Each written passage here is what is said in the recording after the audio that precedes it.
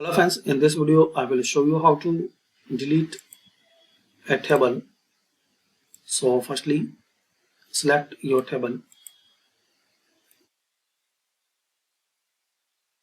and press D key on keyboard and click anywhere. So this way you can delete a table in Microsoft Excel. I will show you again.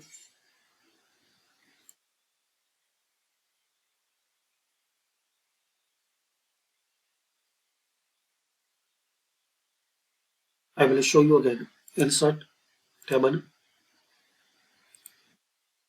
So now we have this table. To delete this table, select this table and now press delete key on keyboard and click anywhere. So thanks for watching. Share, like and subscribe this channel.